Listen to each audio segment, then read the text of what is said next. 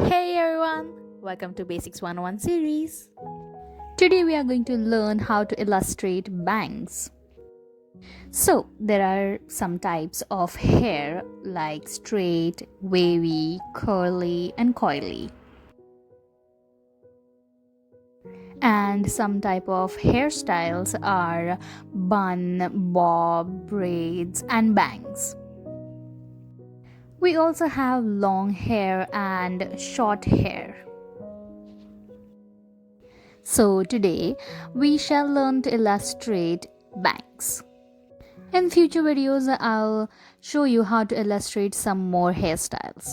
I might even make another playlist for this. I have already drawn 4 faces. One is front faced, back faced, side faced, and 3/4. My side face kind of, I don't know why, looks manly, but I'll correct it later. So there are 2 ways you can illustrate hair, by using shapes and by using strokes. When using shape, you just draw the basic shape of hair, color it in, and just use shadows and highlights. But when you use strokes, you illustrate hair by just using strokes. You don't make the basic shape of the hair. We'll try both the ways here. I am using a basic shape here as a guide. You will take strokes in a curved line from up to down, and just remember one thing while illustrating any type of hair is that your hair are denser and darker on the roots, on the scalp when they start to grow. So my root is here and I'll make them denser and darker there. Remember to make them fuzzy, a little rough, because they are not in a perfect shape. Now I'm just turning off my base layer and I will just use strokes to illustrate the hair. Also, one more thing. Never we keep our hair color black, complete black, because hair are not really 100% black. They are brownish or burgundy or bluish, somewhat. They even make it yellowish, but they are not 100% black. So you can use black to illustrate shadows on the hair. You can use shape technique to illustrate your hair when you kind of are in a hurry and just want to get over with it. And you can just use stroke technique when you really want to give that hair effect, even if it takes some time. For highlights, you have to choose a brighter color than your base color. I always use blur tool to blur my highlights or shadows a little bit. You may not do it, and that is completely fine. Also remember, if you mess up, use your eraser, reduce its size and take strokes with it too. So this is how you render bangs on a front face. Let's move on to the back face. Draw in the basic shape, color in it if you want.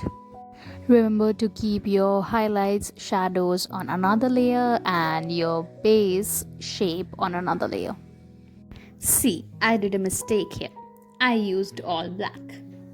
Now I will just take a brighter version of gray and use it to show my highlights using strokes. I have just reduced the opacity here of my previous layer so I can show you. If you are trying to do using just the strokes and without the base layer or the basic shape, then this is how you will render your hair in this direction.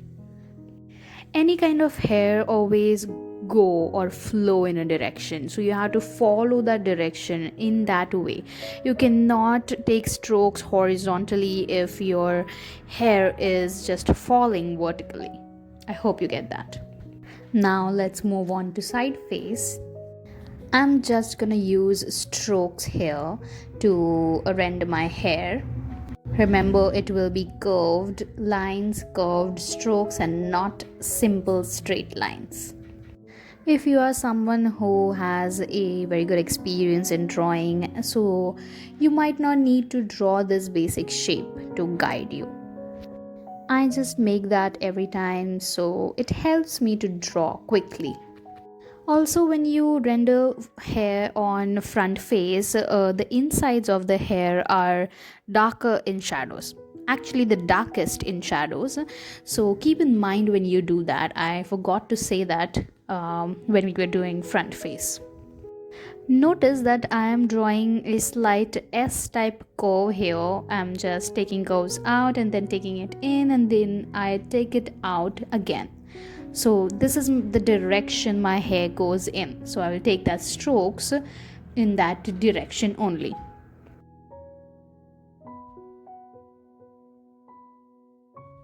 Just turn up the brightness of your phone if you cannot really distinguish between black and blue here.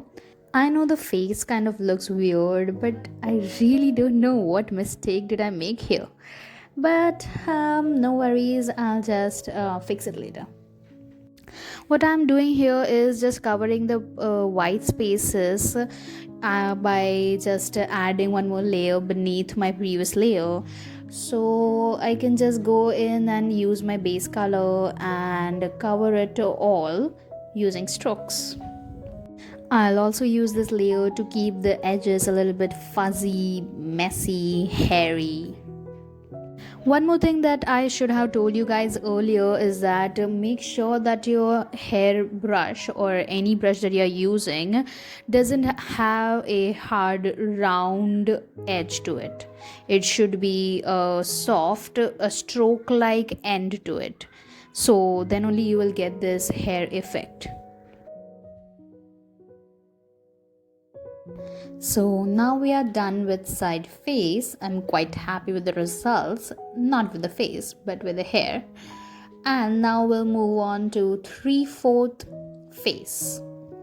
It is called 3/4 because it is facing 3/4, like you can just see 3/4 of the whole face. I'm using a little bit reddish base color here, and we'll do it the same way using strokes. You guys notice this dip? This is the root of the hair. This is where the hair starts growing from actually. So there the hairs will be darker and denser.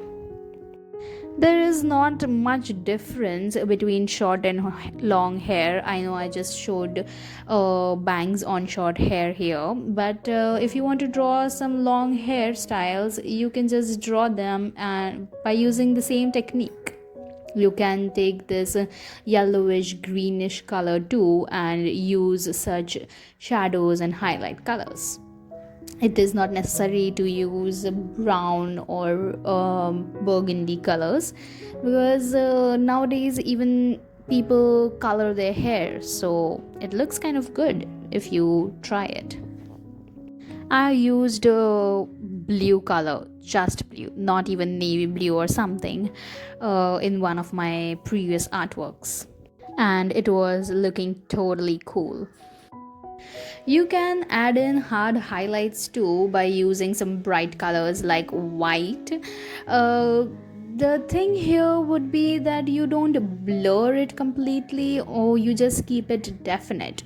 You want people to look at it, and you want people to know that it is a hard highlight. I have never really done that, but I like the concept of it. That is mostly done on lips because to show that lips are glossy. This is rather looking really good. What do you guys think? Just gonna add in some skin colors here. So to sum things up, you can use two ways to render hair: shape and stroke. Second is follow the direction the hair is growing in. Third, keep the hair darker and denser in the insides of the hair and the roots of the hair. Fourth, don't use 100% black color. Fifth, be careful that your brush doesn't have a hard round edge. And obviously, use different layers to add in your shadows and highlights. That is it. I hope you guys learned something new. Be prepared to expect such videos in future. And if you guys have any questions, just drop them in the comments. Like, share, subscribe, and I'll see you in the next video.